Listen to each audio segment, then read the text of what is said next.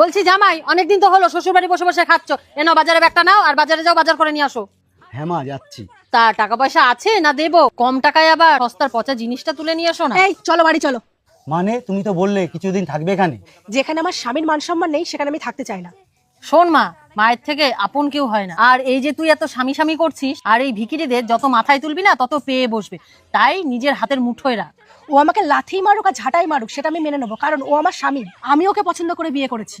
তোমরা আমার সাথে সারা জীবন থাকবে না মা, ও আমার সাথে সারা জীবন থাকবে। আর যে আমার সাথে সারা জীবন থাকবে তার যেখানে কোনো মান সম্মান নেই, কোনো সম্মান নেই, সেই বাড়িতে আমি থাকবো না। ও তো বসেই ছিল, তুমি ওকে ভালো মতন বলতে পারতে, যাও বাবা গিয়ে বাজারটা করে নিয়ে আসো। আর তুমি ওকে যেভাবে কথাটা বললা সেটাই ওকে অপমান করা হলো। আর ওর যেখানে অপমান হবে সেই বাড়িতে আমি থাকবো না। এই চলো চলো। একটা মেয়ের কাছে তার স্বামী হচ্ছে সব থেকে বড় সম্পদ। যেখানে তার স্বামীর সম্মান নেই সেখানে তারও সম্মান নেই, হোক না সে বাপের বাড়ি। ভিডিওটা কেমন লাগলো অবশ্যই জানিও, আর যদি ভালো লাগে লাইক কমেন্ট শেয়ার করতে কিন্তু ভুলো না। টাটা।